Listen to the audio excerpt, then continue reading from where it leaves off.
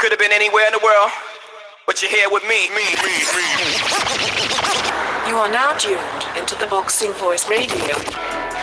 Join us every Thursday and Sunday, live at 7 p.m. Eastern Time. Thaboxingvoice.com. Welcome back, ladies and gentlemen, to a very special edition, Friday night edition, little quick 30-minute on-demand episode brought to you courtesy of Travis Williams, our very own loyal listener. So thank you to Travis Williams. And remember, you can find him on Facebook as well. He's definitely always in Facebook in the forums talking some boxing. And remember, you can be just like Travis. If you have a topic that you want the Boxing Voice panelists to discuss, head on over to theboxingvoice.com /on-demand, and you can create your own episode. And tonight's episode is going to be a movie special, boxing movie special, the best and worst boxing movies. So which one was your best boxing movie? Which one was your worst boxing movie? Who's the best villain in those movies? And which boxing movie is underrated?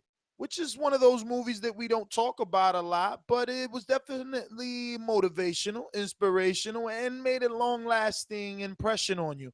And last but not least, this is our generation. So which fighter in our generation or any generation deserves a movie made on him? That is what we're going to discuss. If this is something that you're interested in, well, then you know the rules. Stick around.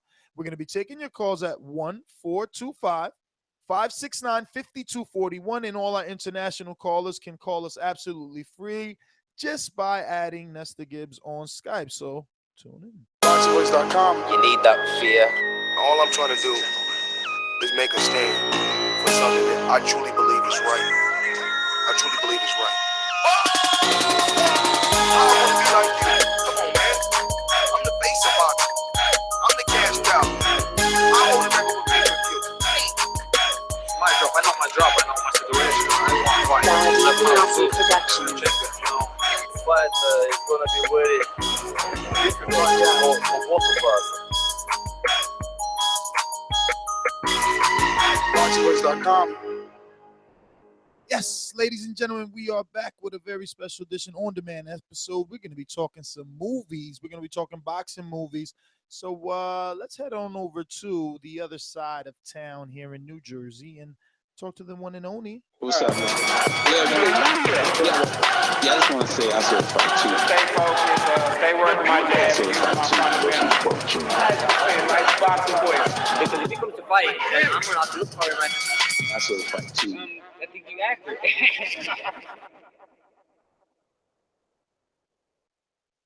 What's up, voices of boxing, boxing voice community? Yo, this is a good topic, man. I love movies and I love boxing. Those are both my thing, and I'm gonna have some recommendations as well as my top 3 and my number 1 inspirational of all time. So stay tuned. And we have to take the time to introduce the co-host of the show, Steven, all the way from sunny California. Steven Calderon, what's going on, brother? What is up, Boxing Voice? I'm excited to be back 2 days in a row, back to back on the show. You know it. I'm excited for this. This is probably my most exciting, my personal favorite of all of the spontaneous shows that will have been done, because I love boxing movies. Rocky got me into boxing. If it wasn't for Rocky, I wouldn't be here. I could argue that. And so I totally have my picks on all of these. And this is the show I've been dreaming of.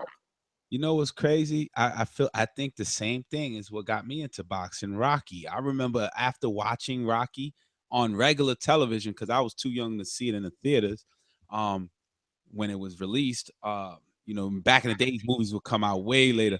I remember acting like I was Rocky, getting beat up and fighting back, and then even doing push-ups and shit.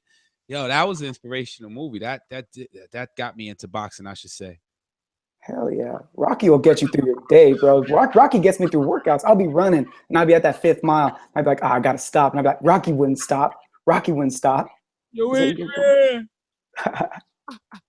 Yo, I think every kid has dreamt that they were Rocky. I think Rocky is just as iconic as Michael Jordan. You know, when you think boxing movies, the first one comes to mind is Rocky.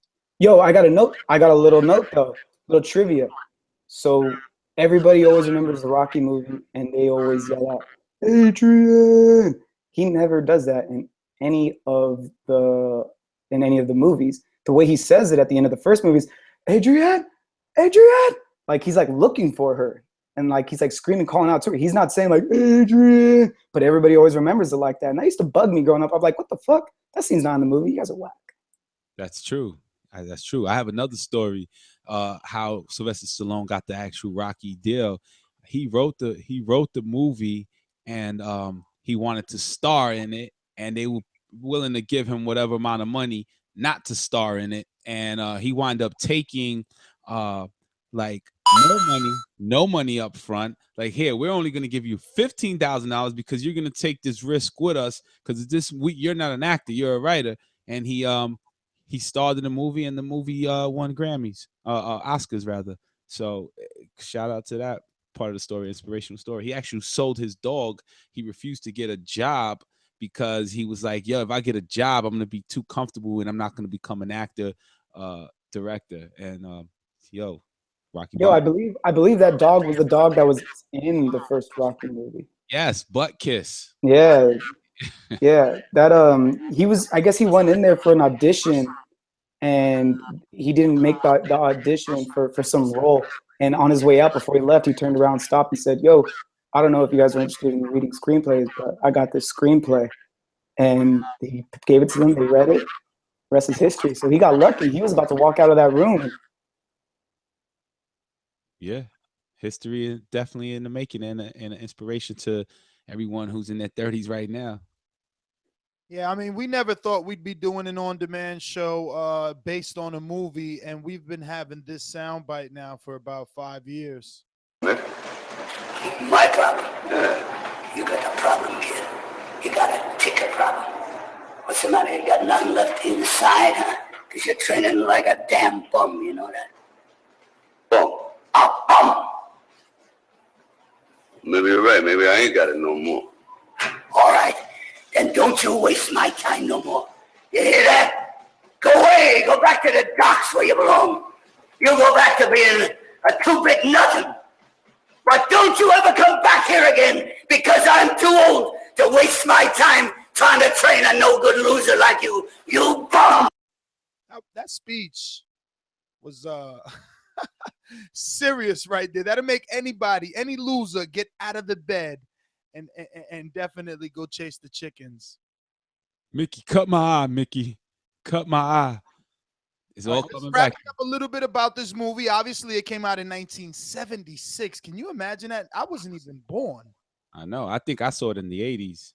It's crazy, and it's so memorable. Look at Steven is a pup compared to the age that this movie came out, and even he could enjoy it. That's when you know you made a gem, when it can withstand the test of time. True. So, best boxing movie. Let's stick to the script. Enrique, what is your best boxing movie? You want me to jump right into my number one? Actually, I have a tie. The Fighter. That was my favorite movie. It was the Mickey Warwick story, played by Mark Wahlberg. It took place in Boston. I actually saw that movie by accident. There were no movies out. I went to the theater. I said, "Oh, let's go watch The Fighter." But Jim Lampley's voice was in it. Larry Merchant's voice was in it. It was shot HBO Fight Night style. And you got to see behind the scenes all the problems and the pressures that a fighter had, even the negotiations. Like, he's fighting for 10 grand because his mom wants the other fight. She's negotiating deals. And he had a crackhead brother who was trying to be a fighter. It was a great story. And I will call that one my number one boxing movie off the top. Yeah, I mean, I'm not going to say it was my number one. I'm just going to say that that's a great pick. First of all, Mark Wahlberg, I love him. Christian Bale, I love him. He's going to always be my Batman. even Amy Adams. I love her. You know what I mean? That whole cast was a stellar cast. And I remember all the trials and tribulations that Mark Wahlberg suffered just to get that movie picked up. You know, it's funny that you said that the fight scene was shot HBO style, because I even remember you telling me a specific story about Yeah, I'll tell you again for those who didn't know. Mark Wahlberg wanted to shoot just like boxing, like how you see it on HBO. And the production, the producers, the executives, it was like, hell no, that's going to cost us so much money, so much time, so many days. He's like, how? If HBO does it live in this amount of time? And the answer to the producer's problems were, we're going to hire HBO's film crew that brought to shoot the boxing exactly the way they shoot fight nights. And the story was made just like HBO style, and it gave it that feel too, and it made me really appreciate the movie, just having that with the narration, the ring announcers calling the fight, which was awesome. Yeah, I mean, that movie was just good from top to bottom. Christian Bale's acting, the way that he transformed himself, even Mark Wahlberg's portrayal of Mickey Ward was really good. And I got to watch some extended footage and you know, hear Mickey Ward's take on Mark Wahlberg, you know, playing his character. And he had no quarrels with the job that he did, and in fact he was flattered. It was, I consider it to be a great movie. This is one I can recommend. So Steven, you're with us. What is your best boxing movie? And when I mean best, I mean the one that you're gonna tell one of your buddies to watch. You know, that movie that you're. I mean, I'm not necessarily sure it's gonna turn a person into a boxing fan, but I mean, if that were the wish, then that movie would do it. I gotta agree with Enrique right now, dude. So far, the best that I think I've seen has got to be The Fighter, because that story was recent. It was within the last 20 years. It was an amazing story because it was able to bring out. It gave a lot of attention to a fighter who deserved it. He deserved that attention because he was working all the time. He was grinding on and still having a full-time job while he went into the ring. He wasn't getting the right type of attention that he needed from like the people around him. It shined a lot of light on his story that was very well deserved. As far as what I also talk about it is the same thing. It's like the Rocky effect. You were right. I was a pup back in those days, like during the Mickey Ward days. Like I was a pup. I didn't get to see those fights, but I love it because I didn't need to be there. That movie was so good. I didn't need to be there. I didn't need to see it live. It was still an amazing story, and it still had an impact on me because as much as I would have loved to, I wasn't a hardcore fan at 6 years old. No, I mean, and there's no denying that it was a phenomenal movie. It won a bunch of awards. It's looking like 2 Oscars and 69 other awards, 113 nominations. So, you know, definitely credit to Mark Wahlberg for pushing when that kept getting shot down by so many different film companies. And basically bringing fans like Enrique to come to know who is Mickey Ward, you know, because otherwise you probably wouldn't. You know, you got to be a boxing fan because I mean those after dark those were after darks with Mickey Ward and Arturo Gatti, and not, you know, you got to be a hardcore regardless. I want to say that. I know that now those are, you know, huge matchups that went down in history, and maybe people go back and watch them, but you know, that's yet to be seen, right? But the worst boxing movie, guys. I mean, for me, I'm gonna just tell you right off the bat. I'm gonna make it easy for you. And I like what is it? Jake Gyllenhaal, I think his name is. Oh man, but Southpaw, it was all over the place. It was too depressing for me. I mean, why'd it have to be that bad? And I don't know. I'm gonna keep it short though. It's definitely Southpaw for me. You know, I was gonna say Southpaw. I mean, I am saying Southpaw now, and I think that if it wasn't for Jake Gyllenhaal, the movie would have even been worse. He saved the whole entire movie, if you ask me. Yeah, that's my worst movie of all time. of boxing. And I was excited. That movie came out. I never go to movie theaters by myself. And I was like, oh, Southpaw, it looks so dope. I'm gonna go watch it. And then he saved it. All the trailer highlights was what the movie was, all the juice of the movie, actually. So yeah, that's my worst. Yo, for me, it was the exact opposite. I was so excited with everything that I was seeing, but I never got around to seeing it. And I just seen this movie, doing the research for this movie. I mean, for this show.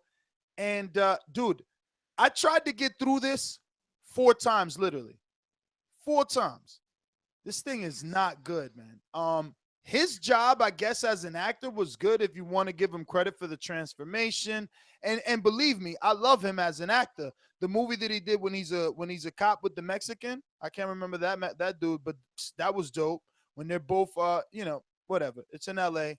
It's themed in L.A. There are 2 cops in L.A. It's really dope. Then he has the other movie with Wolverine. You know what I'm saying? When Wolverine gets the handicapped kid, has him in the abandoned building inside come on, he got him inside the bathroom. He's pouring hot water on him because he's looking for his daughter. Oh yeah. I know the movie. And Gyllenhaal was the freaking detective. That was an insane movie. So the man has acting ability. So you didn't think he acted well? Yeah, he's usually a good actor. No, but you in Southpaw, you're saying he ruined the movie? That's what you couldn't. No, I'm not saying he ruined the movie, but I mean it just wasn't a good script. Even Forrest Whitaker, but I just have a thing where I don't like Forrest Whitaker. I mean, I think he killed it for me when he did that, when he was supposed to be some samurai back in the day, even way before Calderon was alive. I'm telling you, once that movie came out, I think it was like Ghost Dog or Shadow Dog. All I wanted to do was elbow that dog off the top rope. Boom, for that horrible movie. Then he's got the worst neck alive. Google a picture of his back of his neck. It's like he got popcorn that didn't. Yo, this guy has an Oscar, man. You can't do that. That's like you saying something about a former champion. You're saying this guy has an Oscar. You know what I mean? Yo, listen. Someone judged Saul Canelo Alvarez, Floyd Mayweather a draw. That shit don't mean that he got an Oscar, man. Sun shines on the dog's ass one day. That's it. Look, and he did do a movie that I did appreciate when he was a detective and there was a bunch of bombs going off somewhere. That one was good, but he still got the neck problem. Like with all that fucking money, he can't get that neck fixed. Come on. Yeah. So the neck distracts you from the acting. Always. It always throws me off. It's like, damn, look at Forrest Whitaker. You think neck? Yeah. Bubbly neck. Pack of hot dogs behind the neck. Yo, not even a bad guy. It's like pimples, yo. It's weird, man. It's bad. He's got to go to a dermatologist straight up and down. Don't even bother. Best villain, guys. Best villain. Wait. Dude, that's not even a contest. Come on, Ness. You know that's not even a contest. But did you get to pick your worst movie? No, I didn't. My worst movie's got to be, and I'm surprised that you even shot past this, The Great White Hype with fucking Samuel L. Jackson. With what's his with the Wayans. No, from White Man Can't Jump, right? Woody Harrelson, right? Let me look it up. Yes. Was Woody Harrelson in it? Is that Woody Harrelson? Yes. What is it? Great White Hype, right? Yeah, that was my movie. Yeah. Samuel Jackson is in it. That was a dude from Jurassic Park. Jeff Goldblum's in it. Jeff Goldblum is the reporter. Great White Hype. The great 1996. Dude, that movie was bad. With Damon Wayans. Who else is that? That movie was ridiculously bad. That literally was like a spoof on the boxing scene at that time. They had Samuel L. Jackson as a corrupt promoter. He's like talking about buying people off and doing this and owning fighters and doing that and paying them with cars instead of cash. And then in the end, yeah, and then he corrupts Jeff Goldblum. Jeff Goldblum is the reporter that's like, I'm gonna stick out. I'm gonna be the one who's always fighting against him and pointing out how crooked he is. And then he just buys off Jeff Goldblum. Jeff Goldblum just immediately sells out. And then the worst. Berg is the one with all the tattoos, right? And he ends up fighting him.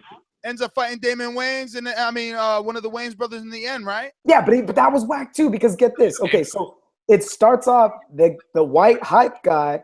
He like sucker punches, knocks out the #1 contender, and then they're like, "Oh, he could still fight," even though he's like a rock fucking star now. And then they have him fight Damon Wayans. Damon Wayans doesn't train. He has literally got like a freaking beer belly. Like I think in order to get this role, he had to freaking drink like 2 6-packs a day. just so he could make weight for this role. Because that fat ass stomach, and he was even smoking on his run. They showed Damian Wayne smoking a cigarette during his fucking runs and eating ice cream. He's like, and I'll still knock him out. And then he did. And then the movie ended with him like getting knocked out. But I don't know. It was this weird fucking.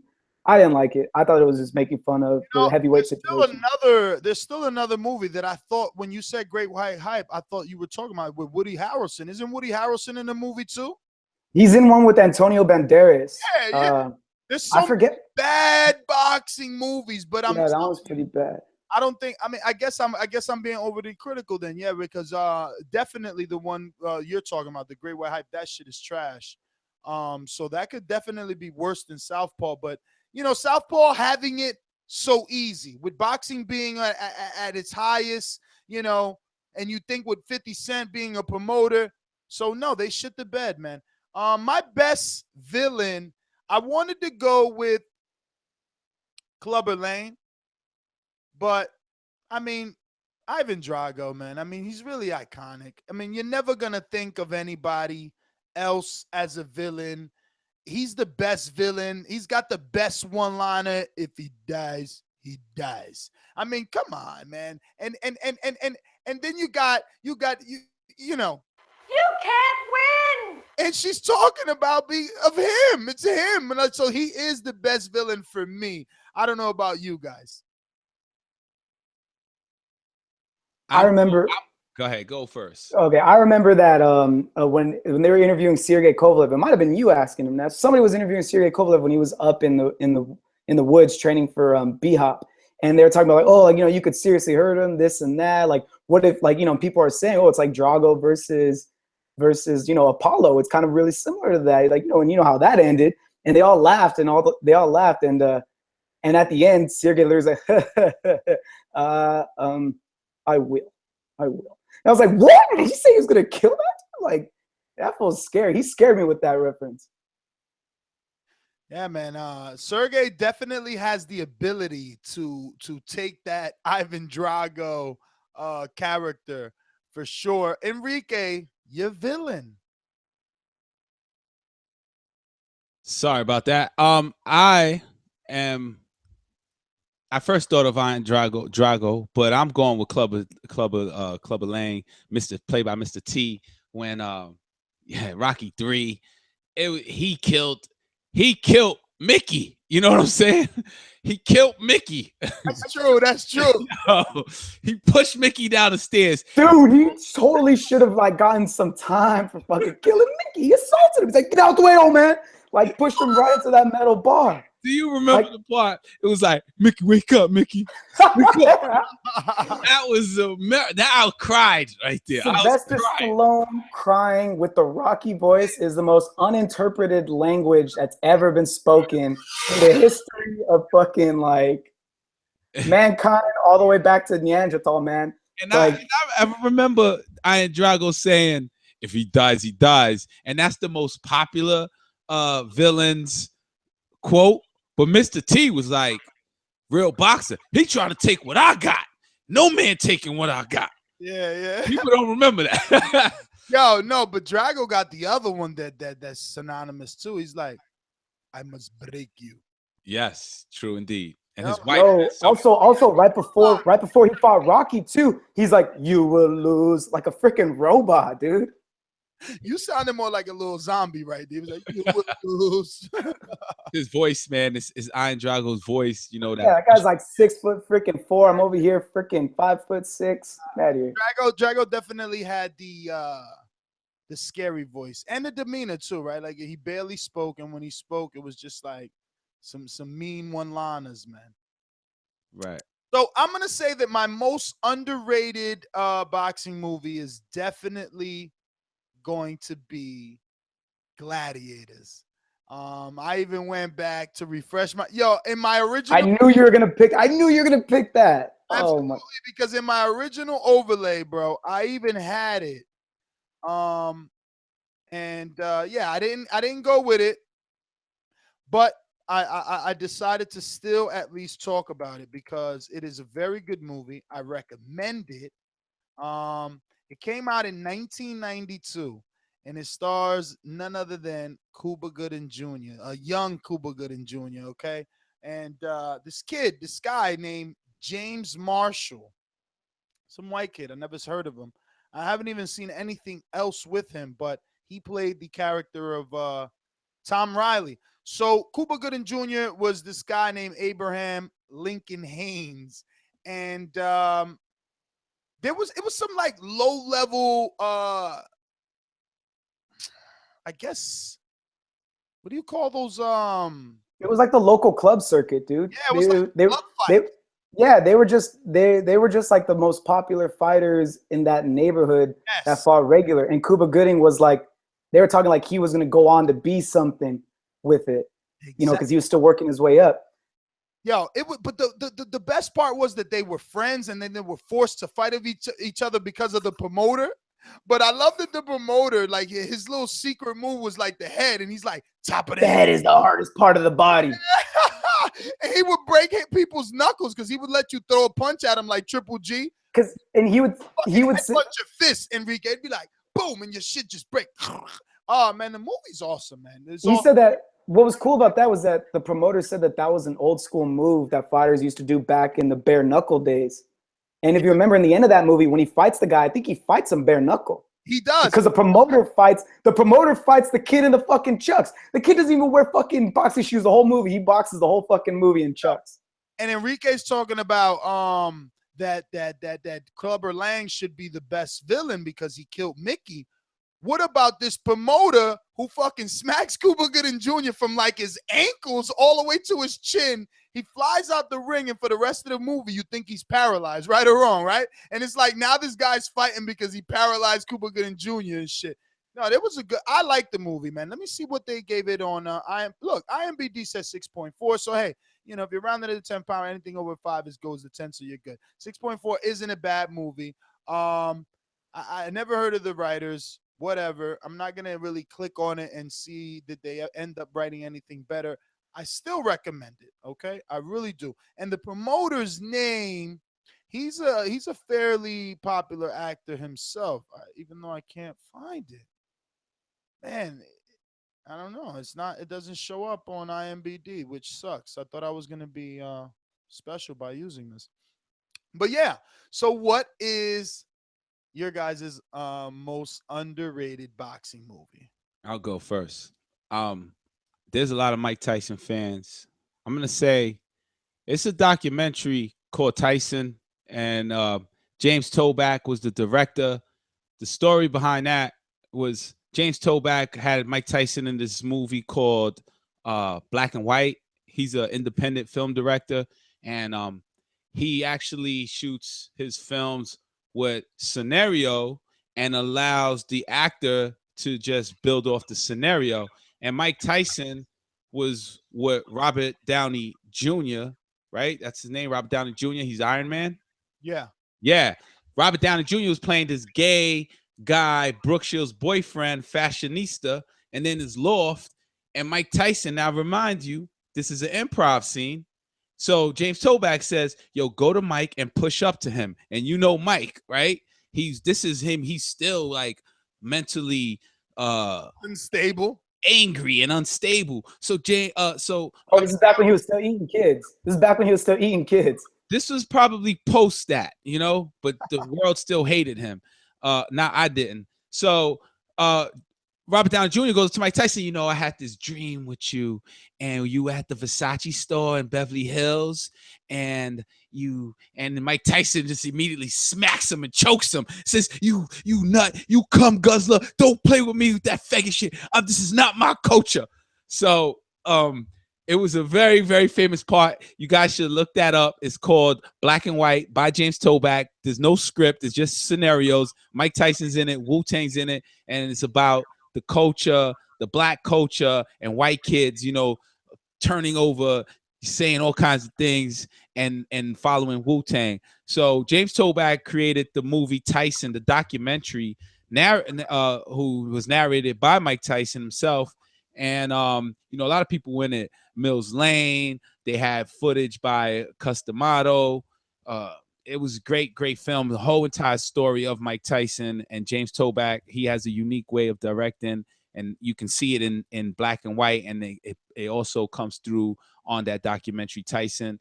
Not a lot of people spoke about it. I don't think it lasted long in theaters, but it is the purest truth of Mike Tyson.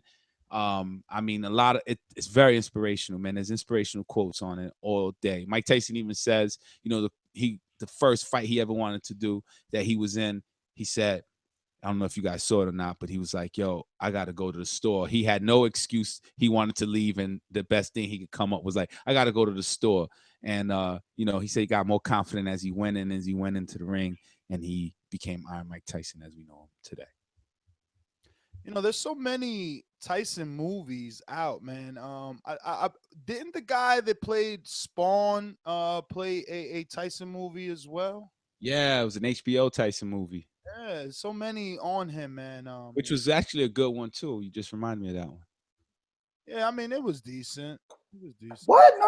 What? What do you mean? No, that movie was really good. What do you mean decent? I remember that movie, and I remember thinking that movie was really cool because when I compared it to the documentaries that I had seen of Tyson before I had seen that movie, I was like, whoa, this movie's actually getting all these facts out like pretty well. Like, and that guy, I mean, he did a pretty good job. Like, he looked like a grown-up Tyson. But do you remember they had him in like a big heavy sweater and a little fat suit when he played the young teen Tyson? Young teen Tyson. Oh yeah. And he had a good scene with that guy who they had play Customato. I don't know who that guy was, or he looked like a popular actor, but he hit it kind of well. And they had this scene where Customato was like, "Never eat my ice cream," and like he would wake Tyson up in the middle of the night, just being like, "Did you eat my ice cream?" Tyson would be like, "No," and then like he rolled over the bed and he was pushing the ice cream carton further underneath his bed because he did eat the fucking ice cream. He snuck that shit. I like that movie. That was a good movie. So our last topic is which fighter deserves a movie. Oh, I didn't get to say my underrated. Oh, my bad. It's kind of like a split one though. I'm a cheat. First of all, I got to say Rocky Balboa. The reason why is because I feel like a lot of people hated on that movie when it was coming out. But to me, that was the coolest thing ever because I had watched every freaking Rocky movie. I bought the individual DVDs. Even though you could go get a freaking cassette, I would like save up like $10 a freaking month and buy those DVDs. And I would watch them religiously. So and I was just like, and I would go back and watch the trailers. Like, what was it like to be there live when a Rocky movie is about to come out? So I would always go back and watch the trailers and just imagine it. And then fucking lo and behold, Rocky Balboa came out.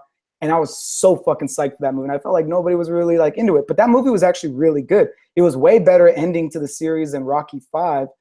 And then on top of that, it had a really good storyline. He did go back. Like it was back to Rocky being Rocky in Philadelphia. He's just another guy there, and how he progressed the characters was really well. The choice to get rid of Adrian, I thought it was interesting, but it helped push the story along as opposed to it being just like, oh, look, exactly like the old one. Nah. And then the metaphors he used in that movie too, like at the very end of it, if you notice, he's wearing a different jacket and a different hat from the beginning of the movie because he's been this same depressed person. But towards the end, I don't even think he's wearing a hat. You could totally see his character kind of change from the beginning of that movie to the end of it. And like him just kind of coping with the way things gone. And that's what I wanted from that Rocky franchise. I see what you're saying, and you're holding on to the nostalgia of everything. But my issue with Rocky Balboa is he's still fighting. We're talking about my grandfather fighting, like not just Rocky fighting. He's my grandfather's age, still fighting. Then he's fighting a professional heavyweight, like in Antonio Tarver. So, but I mean, look, this is not a debate. That is your most underrated movie, and you made a great case because there were good storylines there. Also, my other second one is just because it's like the other half and half. Sorry, Annapolis. You see that one with James Franco and Tyrese Gibson? No, Tyrese Gibson. Yeah. So get this. It's actually about he goes to this military school, this Navy school or aviation school, something like that in Annapolis. Isn't that like a legit school somewhere? Not sure. Anyways, he goes there and the movie actually starts off with him waking up from a daze in the boxing ring, getting fucking hit, and it's him beating the count. That's how the movie starts. I was like, whoa, I'm fucking in this shit. I'm down, you know, because it puts you in that person's state of mind. And then it goes on with him. So he grew up across the river from it's on the East Coast. He grew up across the river from this school, Annapolis, and he always wanted to get into it. So he was a waitlister, and he got lucky, so he made the cut. There's a boxing program at the school. Tyrese Gibson's one of like the instructors there, and he gives Franco all kinds of shit because Franco's just a fucking punk kid. And Franco goes up and weight, and he has one of the better lines, dude. You probably never heard it, but Tyrese Gibson, you know, he's a big guy. Franco's kind of scrawny. So when Tyrese Gibson is sparring in the middle of the movie and he's showing the cadets, like, you know, like he's showing off, he's like, which one of you guys want to get next? Or some shit like that. And Franco's like, and everyone like says like, no one says a word. But Franco from the back of the room is like, I'll do it. And then like Tyrese's trainer, he's like, not in your weight class, son. He's like, I'll wear an extra t-shirt. Like, yeah, he's like, I want him. He's like, nah, he's too heavy for you. He's like, I'll put on an extra t-shirt. And Tyrese sneers, he's like a legit, the way a boxer would. And then it's only 3 rounds, and it's like amateur style, so you actually get to get that coming up on IMBD, bro. I don't know why. Then right, check James Franco. Let me try James Franco. Try Franco. And I think what's I think it's Apocalypse? Navy or something, right? Annapolis. That's West Point. That's New York, borderline New Jersey, Bear Mountain area. Yeah, see, I think he grew up on the Jersey side, and maybe the West Point's on the New York side. I don't know. Yeah, it's really close. It's like you live across the street. It's what do they call those? Army bases, but it's like a really high end one. But it's not Army. I think it's Marines and Navy. Yeah, and he grew up across the river building ships. He was a shipbuilder. That's what he did for a living. I never heard of that movie. It's really cool. And like he fights like for fun pretty much. And like in the beginning, the opening scene, even though like he was gotten knocked down and he got up, the guy's talking shit to him. He's like, stay down. He gets up and then he ends up knocking the guy out. Yeah. And then like the next scene cuts to him being like, oh, that's my friend. Like he's like, oh, dude, you're lucky I let you win last night for your birthday. He's like, whatever. It's like, dude, like these dudes just fight their friends in club fights, like, you know, out on the river. It's fucking cool. I love that movie. I think it's underrated as a boxing movie. I remember this one. That's Mark Wahlberg's brother in that movie, the trainer that does the pad work with him, and the little fat kid. Dig this. The little fat kid, ain't that the same fat kid? Well, he's not. He wasn't supposed to be fat, but isn't that Antoine Fisher? Little fat kid, right? I'm gonna look him up. No. I'm telling you.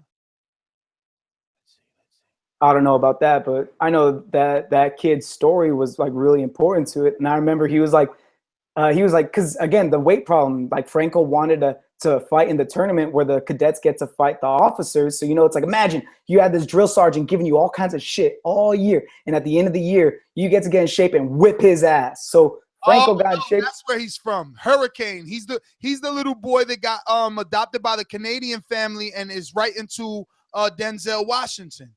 Damn, so he played in 2 boxing movies, that dude. Yeah, but that Annapolis one, that's a good one. I think it's underrated because I never hear people mention that one. That one just flew under the radar, but I think that one's legit. And it's really cool because that fat guy, he helps sneak him in all kinds of like candies and fucking bad food. Because you're at that military school, they watch what you eat. So he literally has to fatten him up. So our last is which fighter deserves a movie? A lot of fighters there's a list, man. Someone on the chat just said Hector Camacho. I think that would be a great story. Hector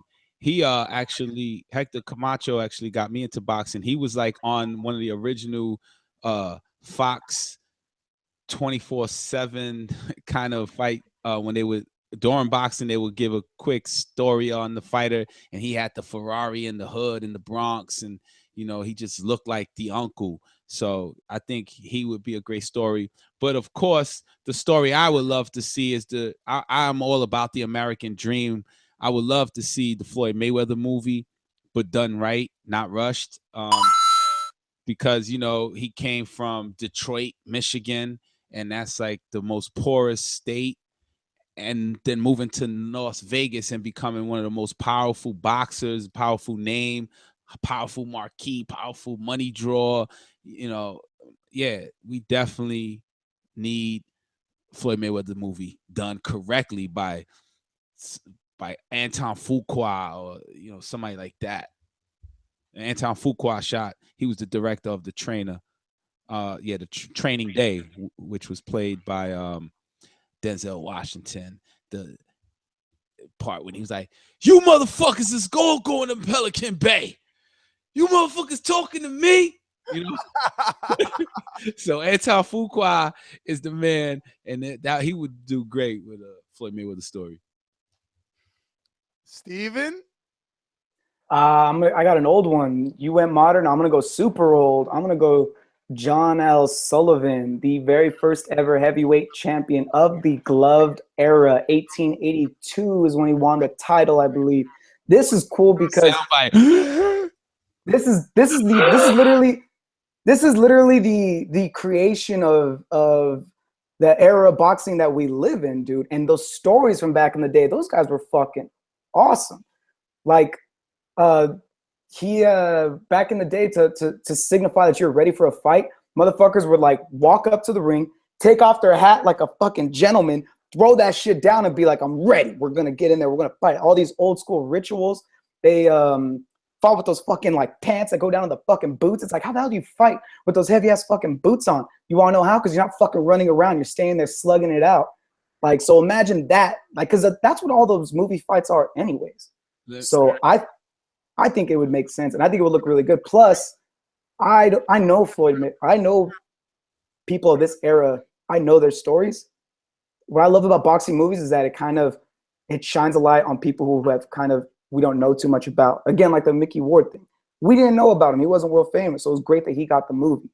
I feel like nobody these days really knows about John L. Sullivan and about the crazy shit that he does, that he had done.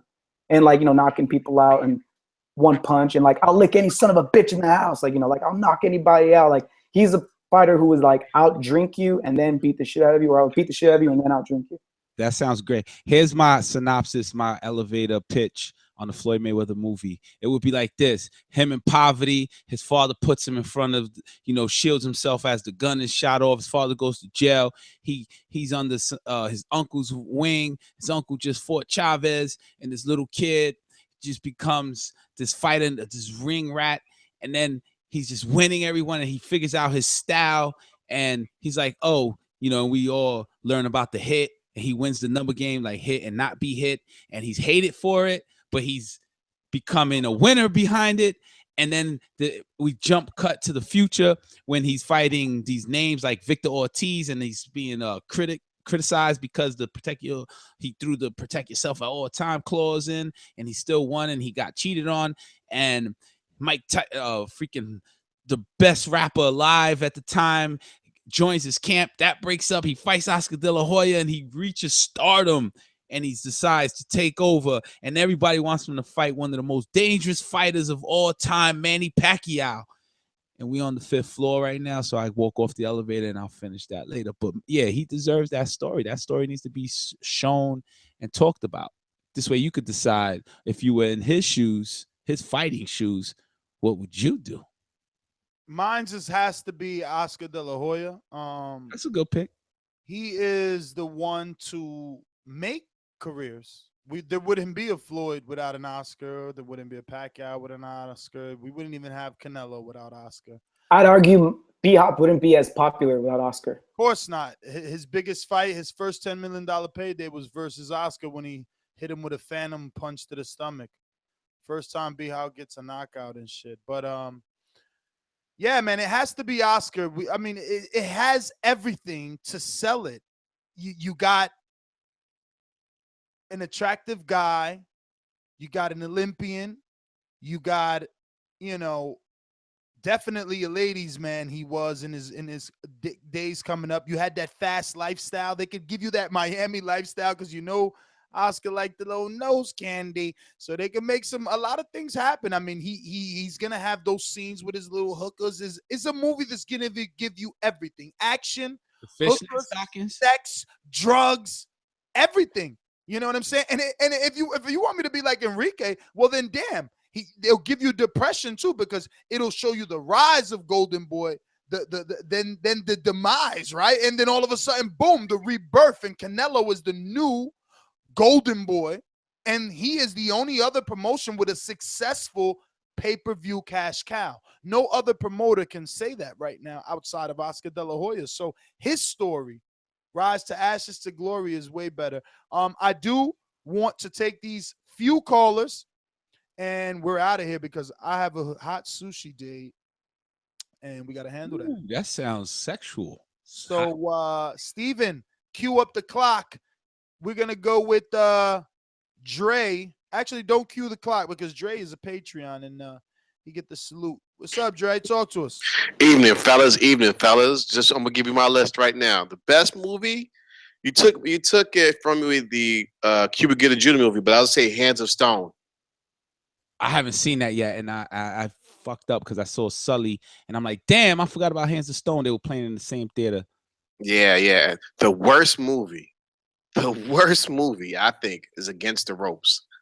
Ooh, with Meg Ryan. Yes, the first movie. Yo, and that's my man too, because he's the one from Love and Basketball. I like him as an actor, man. Yeah, man. Yeah. Yo, you know when that I feel like that story, Dre, is like Antonio Tarver's story.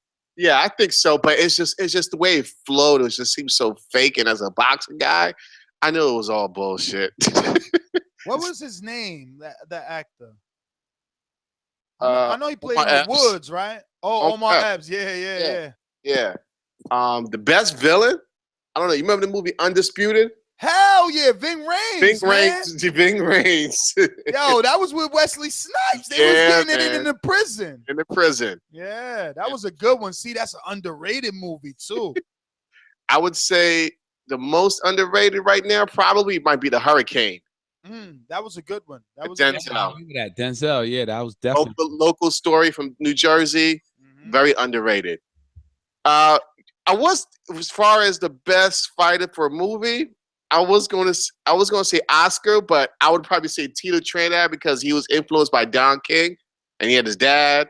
He had the rivalry. He's really created that Puerto Rican Day situation in the city. That whole uprising of that. Any movie with Don King is hilarious to me. Agreed. Me too. He's such a poet. Yeah, but then that whole movie would need subtitles though, because Trinidad only spoke Spanish. That was his hook with his community. He never learned English. Don King would be the only parts in English. Hey, it'd be hilarious. Does Duran speak English? And he got the Hands of Stone. I don't know if the movie has subtitles or he spoke broken. No, man. I don't know. But I'm gonna let you guys go on. Enjoy that sushi date, my brother. I'll holler at you guys later. For sure, man. All right, we had Jay Corbis. Looks like you dropped off. We're gonna go to Amin. Talk to us. Amin.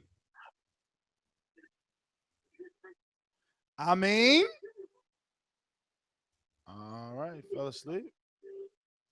Well, put the phone down. Well, we've come to an end. That is your TBV movie special on the best boxing movies and the worst boxing movies. A fun show. So definitely, they need to do a movie on TBV. That's what I got to say it. Yeah. They need to do a movie on TBV. That's the movie I'm waiting for.